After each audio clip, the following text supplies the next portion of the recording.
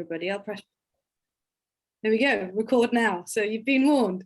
I feel really privileged to be chairing this panel today, which I think really demonstrates the pioneering women in the field and those here in Swansea, working within CyTrex, the Cyber Threats Research Centre, and also the Legal Lab as well. I'm going to start off by doing a number of introductions of our panel. Then we'll go straight into questions. We're going to do this as a panel discussion rather than just one-to-one. If you have questions as we go along, please feel free to add those in and send them to me as we go along, but you'll also have an opportunity to talk out loud at the end should you wish to. So unless anybody has any questions, I'll get on with things. So we've got three speakers with us today. First of all, we've got Benzie. She made her way into the tech space after studying and working in the field of languages and translation, where she became really interested in the relationship between language and technology. Annie then went on to study an MSc in Artificial Intelligence and Applications and currently works as a LegalTech research assistant in the Legal Innovation Lab Wales, which she joined back in September in 2021. We also have Dr. Sara Correia. Sara joined us at the School of Law at Swansea University in August 2020. She's a lecturer in cyber threats. Her research interests include crime and victimisation in the digital world, policing, tech law and legal tech, as well as data ethics. Her Economic and Social Research Council funded PhD project examined vulnerability and repeat victimisation to fraud and computer crimes in collaboration with the Southern Wales Regional Organised Crime Unit. Currently, she's working in close collaboration with colleagues in computer science, South Wales Police and third sector organisations to develop the Swansea Cyber Clinic. Previously, Sara has worked as a researcher within industry as well as academia, as a civil servant, and has taught for over 6 years in both law and criminology university programs. And in her spare time, Sara produces and co-presents a couple of podcasts. Finally, last but not least, we have Rey Sheer Hardwick, who is a computer science graduate who has experience in many roles across the technology sector, including working as a security analyst, a project manager, and developer evangelist. I should have practiced that beforehand, shouldn't I? She was freelancing in software development before she joined the Legal Innovation Lab as a research assistant. So really great three women here to talk to us about what it's like working within the legal tech field. So I'm going to start us off with a question which I think you'll all be keen to answer, which is, how did you all first get involved in the area of legal tech and what motivated you? And I'm happy to go to whoever wants to chip in first. I'm happy to step in first. First of all, it's great to be here speaking alongside a great panel of women. And yeah, my road into legal tech was quite a convoluted one, to be honest. As you mentioned, Lella, in my bio there, I started off in the language field. So I studied my undergraduate degree in applied languages and translation.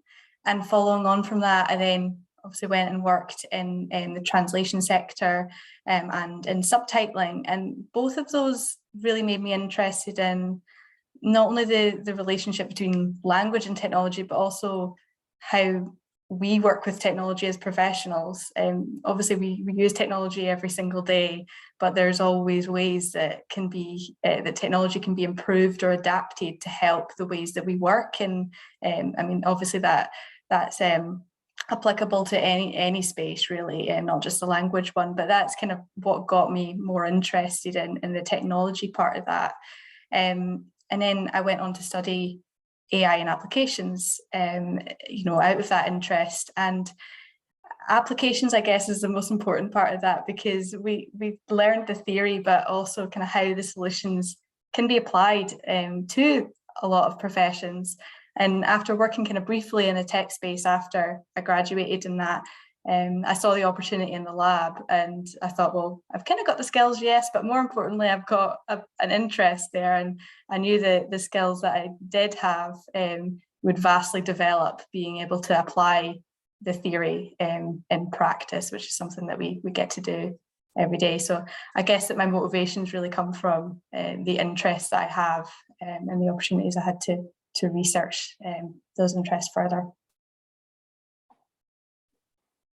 Thanks, Annie. That's a really interesting pathway, and it's nice to see someone who comes from a different background, I suppose, than cyber and technology, and how successfully you've been able to integrate into the field. So thank you.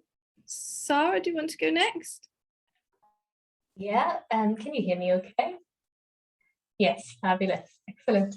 Yeah, I wonder if that is something that we all have in common here, perhaps, the convoluted pathway into doing work in and around technology. So I should say that you know, my interest in technology is long-standing, having come from been lucky enough to have grown up, you know, in a family where I had parents who were very into technology back in the late 80s, early 90s, and you know, I think we had an internet connection. I've had an internet connection probably since I was 9 or 10, and so that, you know, I was always around technology. But you know, eventually, in the context of my PhD, I did come into developing an interest in coding, and I should say that my PhD is in criminology, or applied legal studies, or social legal studies, or whatever we like to call it. So it's got nothing to do with computing, but having some interest in coding, I got into the sort of statistical coding side of things. And so pretty much something that, you know, pursued before as a hobby, but then it became a part of my work in that way. So at the same time, my research was about cybercrime victims. So it was very much about I suppose, some of the nefarious impacts of technology, and the impact of the negative impacts of digital technology, often on individuals who don't have much of an understanding of the technology itself. So, you know, looking at tech from a non-tech perspective, and also looking at the negative side of things, while I had always been very much someone who was very keen on technology and very enthusiastic about technology. So so that's brought me a little closer to the legal tech world. And then when I finally started in this role, so I'm very much at the start of my career anyway, but when I took up this role, the opportunity arose to develop a module with a colleague, which is offered to our undergraduate students. It's called Foundations in Legal Tech. And I co-developed that with Livio Robaldo, Dr. Livio Robaldo. Some of you will know him, and it's very much a joint venture from someone like myself, who isn't from a technical background, and Livio, who's an expert in legal tech. And it's been a really interesting journey then to bring those two things together. And I've learned a lot, and it certainly has cemented my interest in continuing to pursue the area. Yeah. Thank you, Sara. It looks like you definitely have this in common. I wonder if Rey will have the same different pathway into legal tech. Do you want to share with us, Rey?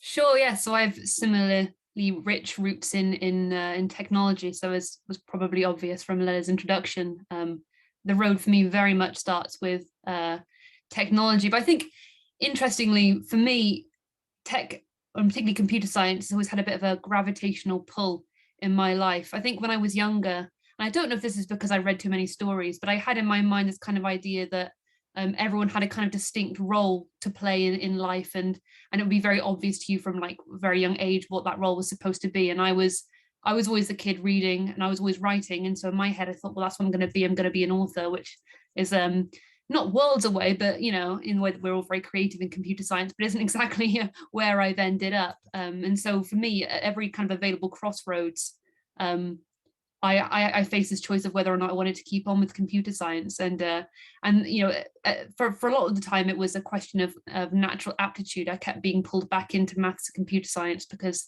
that was what I was good at. And I kept being steered away from kind of literature and the humanities because it turns out that's what I was bad at. So it felt in some ways that I was being pulled kicking and screaming down the road by my kind of natural inclinations towards that type of work. But somewhere along the road and making those choices, and helped along by the fact that I'm very close to my two brothers who've always been very enthusiastic computer scientists.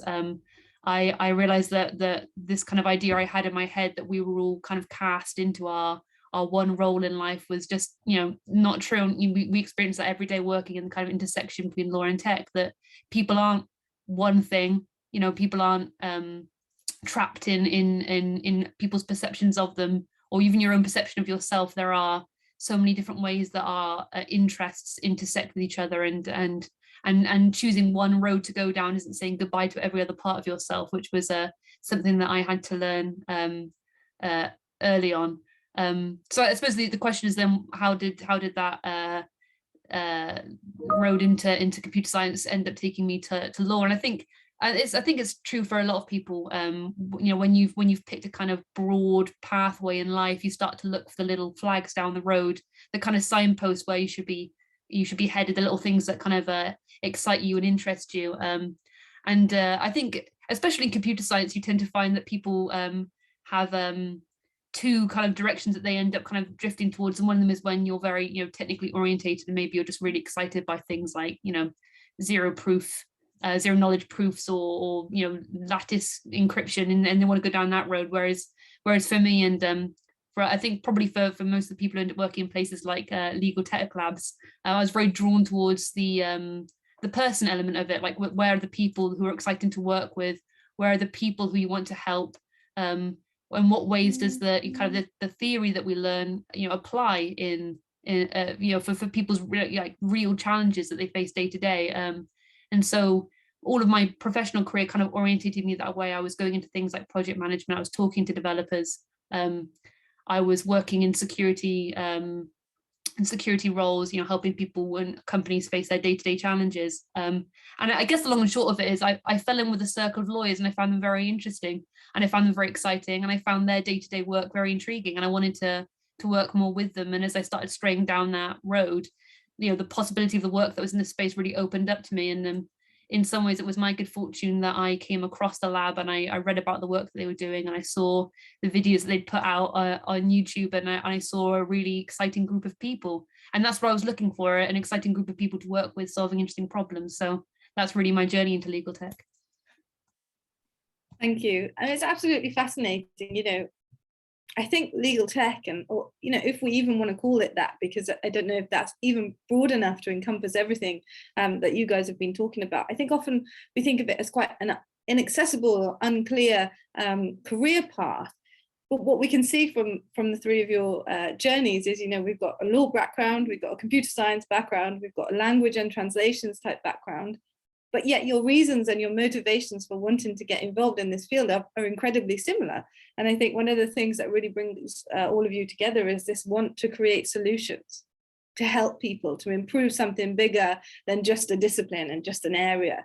And I think that's really inspiring. It's not just the legal space, it's the criminal justice sector, but also broader than that, non-governmental organizations and all of that kind of thing. So absolutely fascinating. And I think opens up possibilities for hopefully many in the room who are thinking about going into this area, that you don't have to come from a very specific background to be involved in this at all.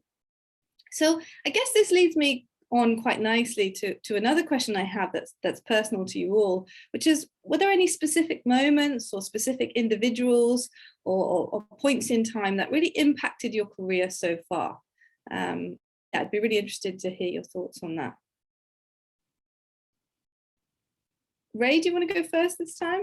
Yeah, I'd be happy to kick off from that, because I think it follows quite naturally on from the story that I was telling. So for me, I think probably the biggest moment was in some ways what maybe I could consider a low point, or what some people might consider a low point in a young career. I'd basically been following my aptitudes and my grades. I've been chasing them down across high school, sixth form, and into university. And in many ways, the degree I chose was almost an absence of choice. I did maths and computer science in sixth form for my A levels. They were the subjects that I was best at, so I dropped all of the humanities that I had taken for my AS levels.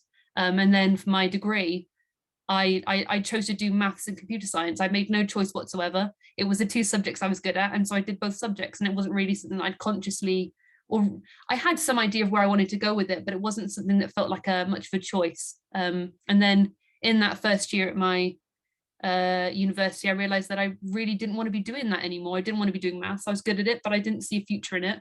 And so I had to make, probably for the first time in my kind of academic career, I had to make a distinct choice. And that choice was, okay, I'm going to drop out. And now I'm not going with the flow anymore. I'm not going with the tide of things. I'm making a distinct choice. What's that choice going to be, and where is that going to take me? And so in some ways, I guess it's a low point, because no one really enjoys having to make that choice. And certainly I think very few people probably put dropout as a highlight of a career. But for me, it feels, looking back now, like a very positive moment, just because it was almost like planting a flag in the sand and saying, well, I've made my choice and here I stand, and what am I going to do with it? And so when I made my next choice to go all in computer science, and I studied computer science and information security, so I didn't just stop that course. I left that whole university and went to another university that I'd never thought I'd even considered before, because it was an information security specialist school. I made a very strong choice, and I think from there on in, it was like, well, I can't say, woe is me, look where life has led me, look how difficult things are, look how challenging it is. I'd made that choice, and I was gonna every obstacle that faced me thereon in was something that I had brought upon myself, and so I was gonna face it like I brought it upon myself, and that it was something I'd done voluntarily. So I feel like the strong choices I've been able to make since then about applying for jobs that I didn't feel confident about, or going to events, or volunteering myself for things, I think it's all stemmed very naturally on from that first initial point where I said, this is going to be me making my own choices from now on. It's amazing, isn't it, how those chance steps in life often become what creates the career that you end up having, or even personally, those personal moments that you have. So thank you so much for sharing that. Annie, would you like to add in?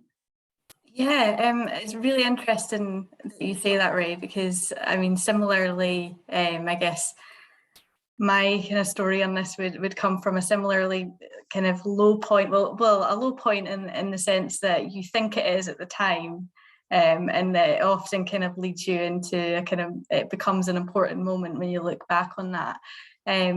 So prior to the lab, I worked quite briefly as an auditor for a company looking at cybersecurity, reviewing systems and various policies and procedures that universities and various organisations had in place around the UK. And it was my first kind of full-on kind of tech position after graduating. And for a few months, I struggled quite a lot with imposter syndrome and just really low confidence, thinking, and to be fair, it might be because I kind of changed from languages over. So just as you said earlier, Ray, kind of dragging yourself out kicking and screaming from your interest and everything, it was kind of me, kind of the other way around. My natural abilities kind of lay in like the arts and language. I kind of dragged myself kicking and screaming to something that I was interested in, but didn't necessarily have a natural ability for it. So I think coupled with that and the fact it was my first role outside of uni, I felt quite uncomfortable. I felt, I was working really hard, but at the same time I felt, why do they employ me? I can't do this. Someone else has better skills. Why am I here? And really, I think that an important moment for me was when I had my first performance review after a few months, and I sat down with a few higher ups, and they were like, well, why are you worried? Everything's perfect. There's been no issues this whole time. And I thought, well, I've been sitting here nervously sweating for about 4 months thinking you were going to fire me. And I think after that, it was kind of like a weight kind of was lifted from my shoulders, because I kind of felt, hey, wait a minute, why aren't you confident in the skills that you've got? In my skills, but also the potential I had. And that's something I hadn't really thought about before. And I guess that experience kind of made me confident in other ways, wider ways, I guess, because it also kind of made me think, well, if I need something, I'll ask for it. If I need training in my role, I'll ask for that. And if if I'm not happy with something, then I'll speak up and say it. And, it also gave me the confidence not to settle in my role, which is kind of what I was doing at the time, which then gave me the confidence to then leave and do something I actually enjoy. So yeah, it's interesting how at the time it kind of feels like it might be a low point, but it turns out to be a really important aspect of decision making at the time. Thanks, Annie. That's absolutely fascinating. Sara, did you want to add anything for this question? Yeah, I'll be very brief, but it's interesting how you can always find commonalities with other people's experiences. I think Ray and Ali, I think I went the other way around. I was one thing I'd like to highlight in terms of things that make a difference, and I think Lella's already mentioned this. And something that often makes a huge difference to people's career pathways, which is probably not mentioned enough, is just sheer luck. It's being in the right place at the right time and the conditions are right, and that is quite often the distinction between success and failure. And I think as things tend to be defined anyway. But anyway, so by chance, when I was quite young, I saw an advert on a newspaper, and the first thing that drew, I was only 15, the first thing that drew my mind to it was the swimming pool. There's a photo with a swimming pool. I was like, oh, a school with a swimming pool, that's interesting.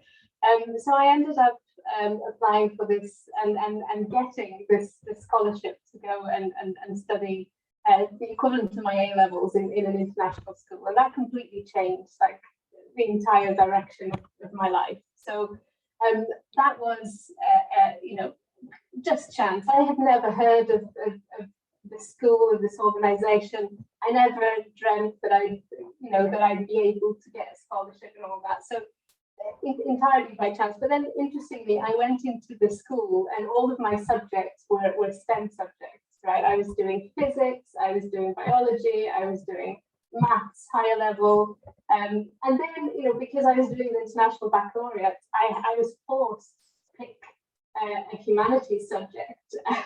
So I was forced to do history, and it completely blew my mind. I had this incredible history teacher, which made me realize that actually, I could do the STEM, but I was really interested in the humanities, and it made me realize that I could be good at it, actually. So that's, like you were saying, Ray, it's just, that was the stuff that I was good at in school, and there's a lot of pressure, as well from parents and whatnot to go into STEM subjects. And so I think that's probably the biggest,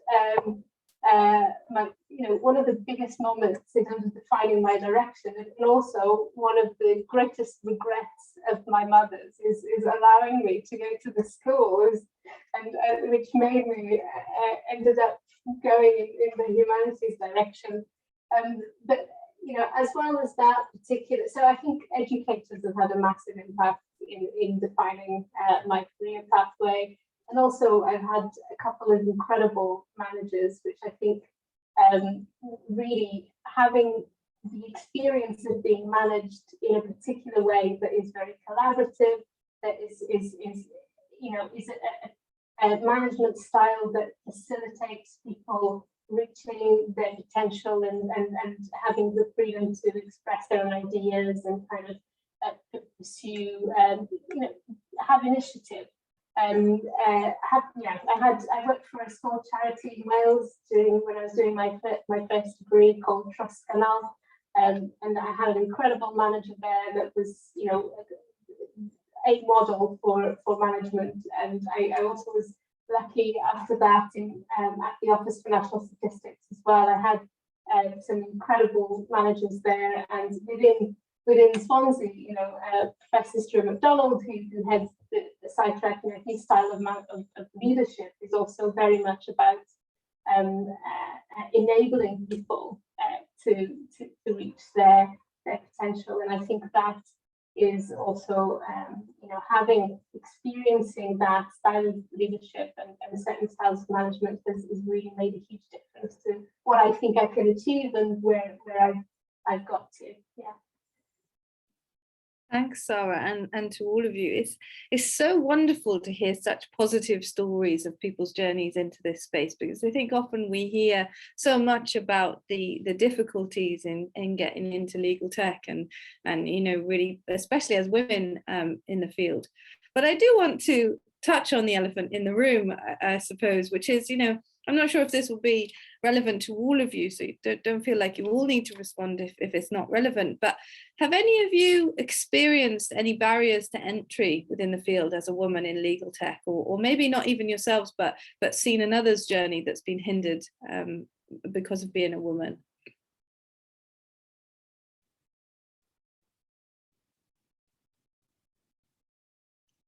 I'm not sure if that's a good silence. It might have been a golden then. There's no issues, but I'm glad Sara looks like she's going to say something. Yeah. I think it is difficult to speak for an experience which you don't have, which is not being a woman. I think that's probably why we're a bit stumped. Sorry, Sara, I think you've moved a little bit away from your mic. I don't know if it's your computer or I'm not sure. Maybe. Can you hear me now? That's better. Yeah. Yeah. Okay. So yes, the mic had moved into the scarf. I was saying that it can be quite difficult to articulate. I suppose the privilege that we don't have by not being male. I suppose.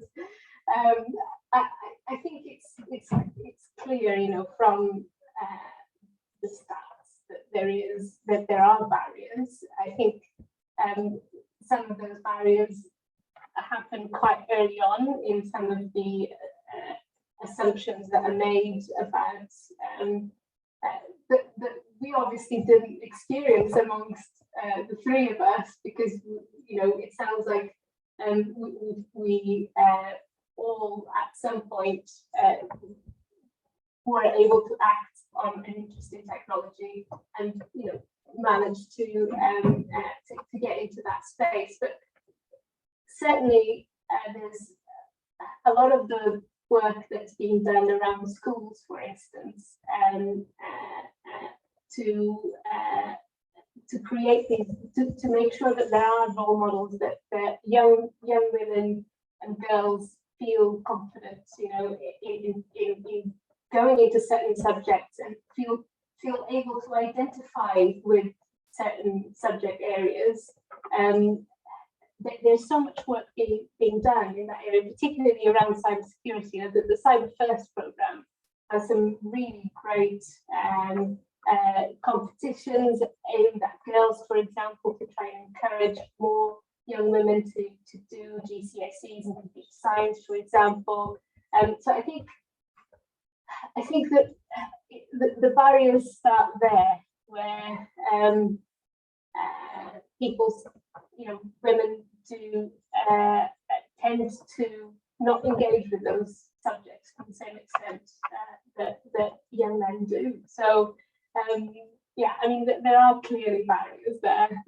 It's very difficult to say, would this journey would have been different if we weren't women? Probably. I think also the fact that I haven't had children, for example. So, I haven't had to balance my work, my career with looking after someone who's dependent on it, which does still tend to fall more on women than on men. So I think perhaps ask me again in 5 to 10 years. Thanks, Sara. Annie, Ray, did you have anything to add? Yeah, just briefly. As Sara just said, I was just thinking maybe ask me again in 10 years and my answer might change. But in terms of barriers, not really personally. And that's in no way belittle the challenges that a lot of women obviously have. As Sara said, the stats show that there's still a lot of work to be done there. And yeah, obviously the experiences of myself won't be kind of reflected in the experiences of others, and the narrative and the stories of other women working in tech are all important. In terms of my own experience, which is obviously the only one I can really speak for, I guess the biggest barrier I kind of had was myself, I guess, mainly because of the preconceived notions that I had when I was entering the tech space, because I came from a language environment where my course, for example, was, I think there was about 80% women, to then going to AI, which was the other way around. So I think that I had kind of built up a lot of preconceptions about how that would be to transition into the tech environment. So that kind of in itself made me feel a little bit nervous in terms of entering that. And yeah, I still feel like there's definitely kind of poor representation when it comes to AI. I think there was 3 or 4 women in my course in 1 year, which is still very poor. So I think that we do need to recognise and break down those barriers, but also I think we need to do so in a positive way, so that we can kind of mitigate the preconceptions that young women have coming into the space. Thanks, Annie. Rey, did you want to add, or should we move on to the next question? I mean, I don't really have much to add to that. Really just to echo, I guess, the sentiments of Annie, in that I can't really speak for everyone's experiences, and I only have my own story to tell. And in some ways I've managed, I think, to sidestep a lot of the challenges I think women probably face more often going into big companies, by always seeking out very small groups of people who you can kind of get a read from when you meet them, that they're not gonna be putting those obstacles in your way, and that teams are already rich with women, and so I think in some ways I've managed to avoid some of those issues. But anecdotally, when I was at university, I worked a lot with helping or younger students, so sixth formers who were interested in coming to university, kind of pick out their courses or get a feel for the university. And a lot of the times I had, and this is again talking about Annie, with the kind of internal struggles that you face, and the way that the way that, because of how you've been kind of primed to be ready for the challenges and be ready for the obstacles, in some ways it creates in itself a bit of an obstacle.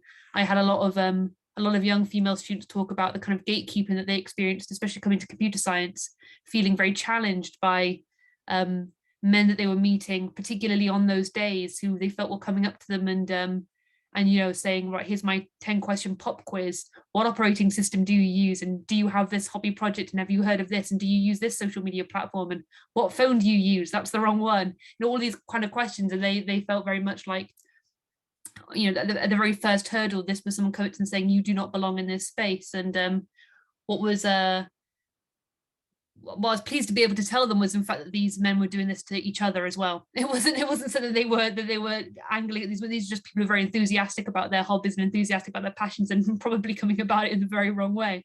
But when you're primed to see challenges, in some ways, which you have to be, because some of the companies that you work for and some of the people you face won't be well-meaning and won't just be passionate young men. They will be, in some ways, aggressively defending what they see as their space, or questioning your motivations or your own intentions. But you kind of become prepared to see the worst in all scenarios. But there is some cases where, and this is where it's useful to have a network of women who are already in these spaces, and reach out to women who are already in spaces, like I was in a position there, to say to them, once you get past that, you'll find that they're just not very socially able. That's what's happened here. It's not a personal attack against you. It's just a perception. So, but again, I can only speak very anecdotally from my very privileged position of never having to face any of the major obstacles. And it, again, maybe ask me 20 years down the line, maybe that'll be different.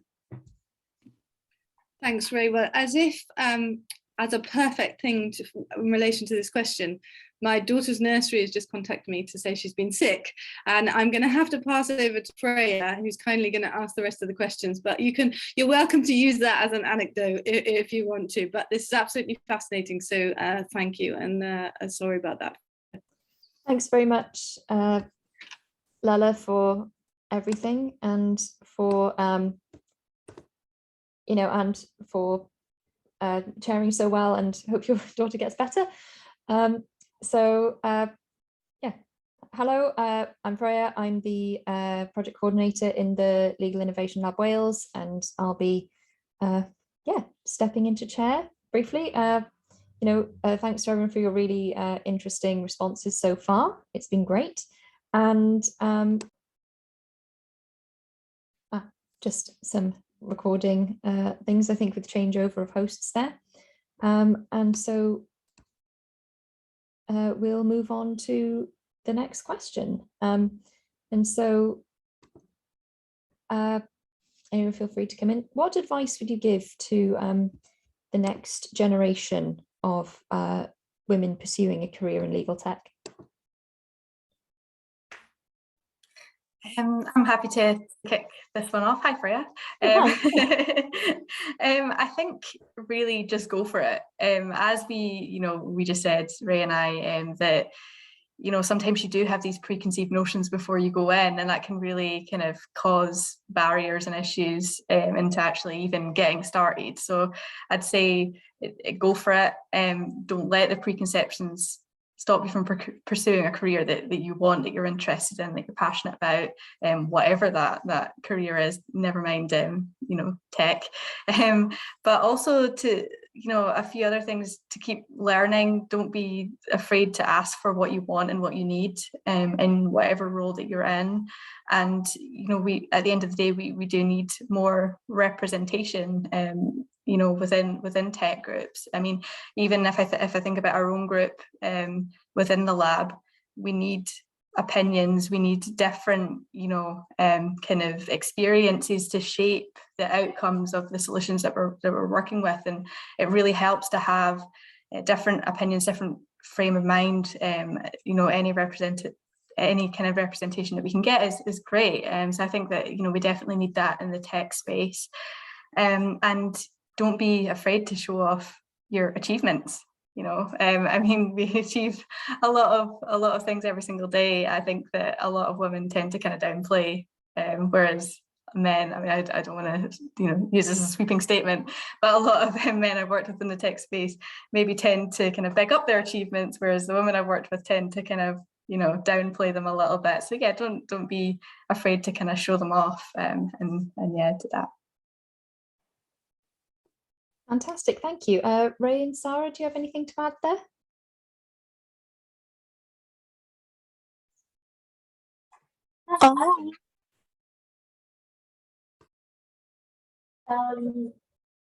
Yeah, I can go next if that's okay. Yeah, brilliant.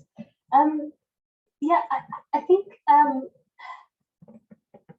don't suppose this is particular to women actually, but I think in any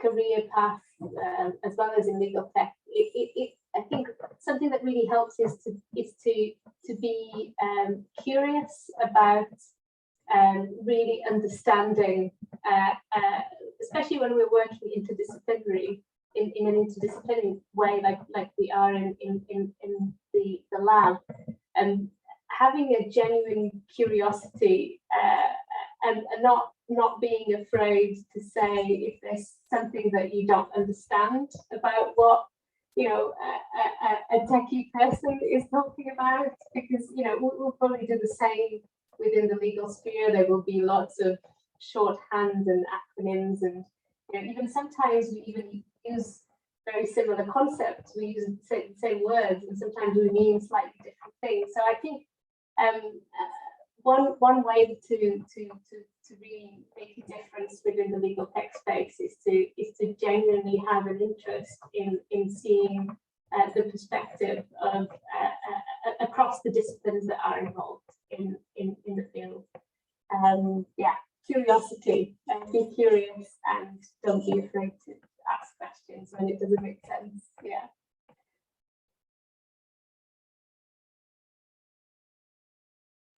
That's brilliant, thank you. So one really interesting question for me, and I'm sure for everybody, is what's the most memorable moment been in your career so far?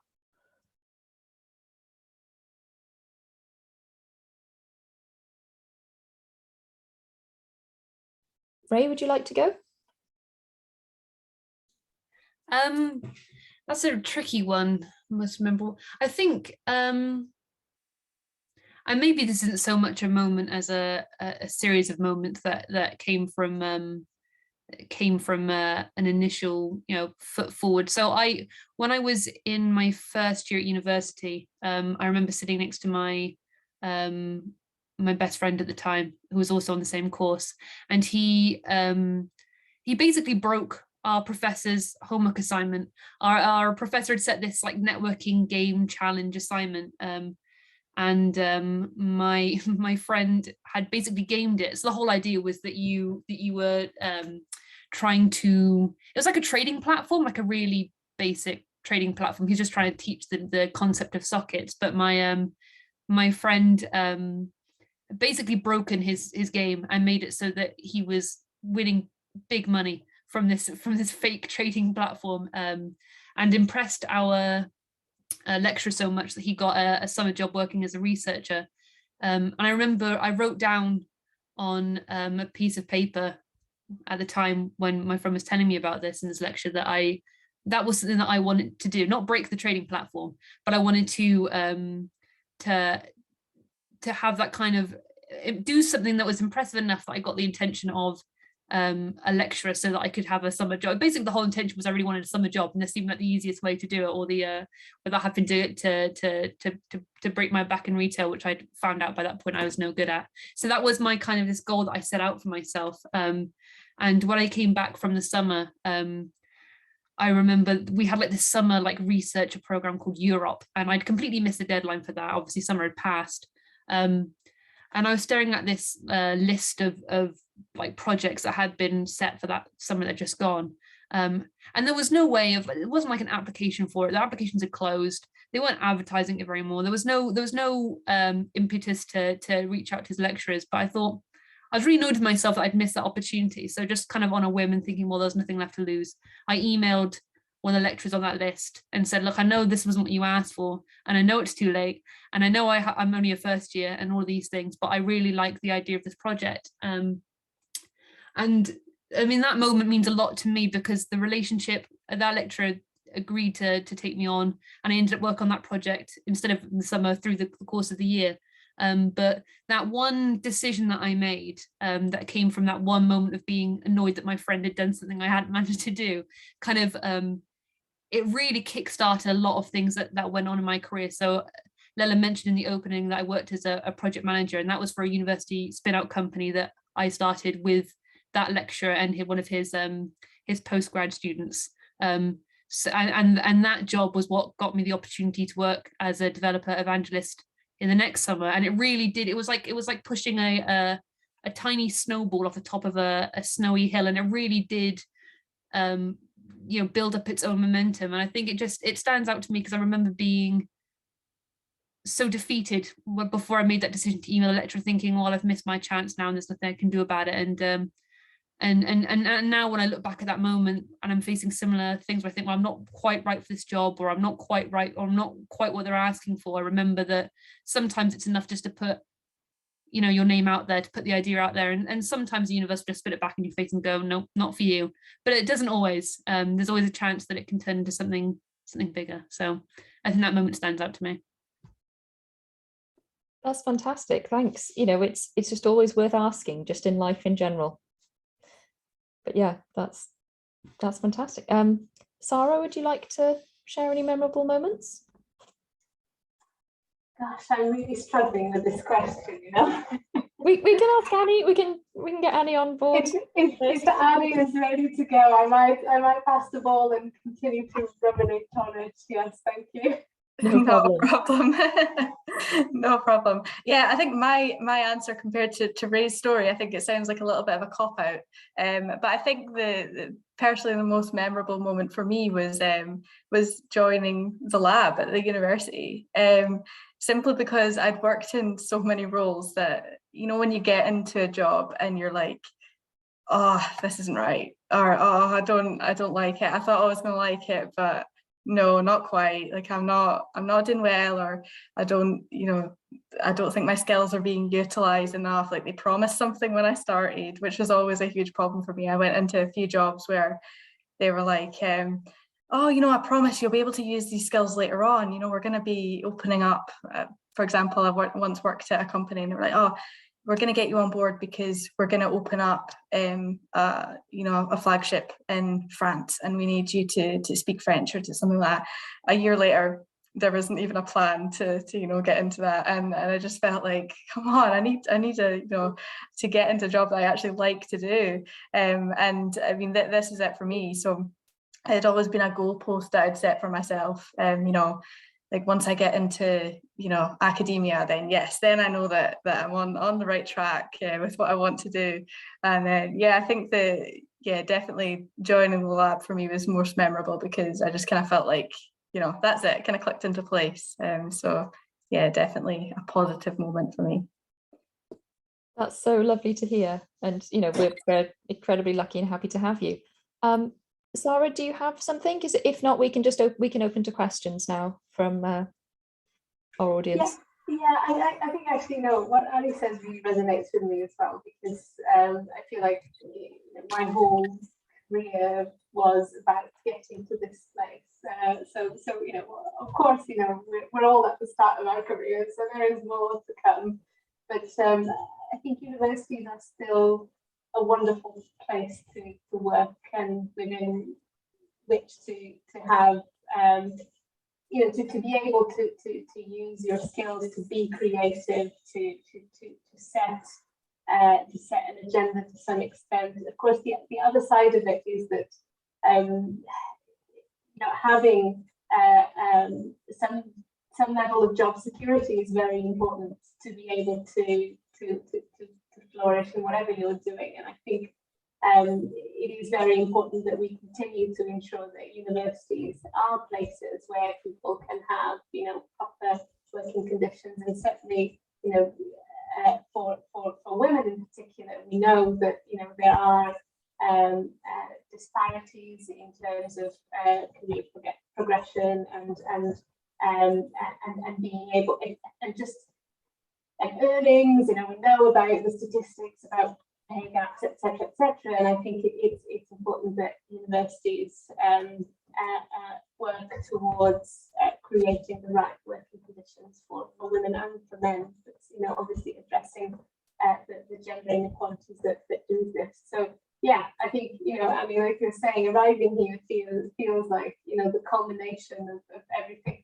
All of the I couldn't, if I was to list for you now the jobs that I've had in my few years on this planet, and I'm sure that a lot of people in my generation will have that experience. I've worked behind bars, in insurance, in administration, as a youth worker, as a project manager, as a research officer, across,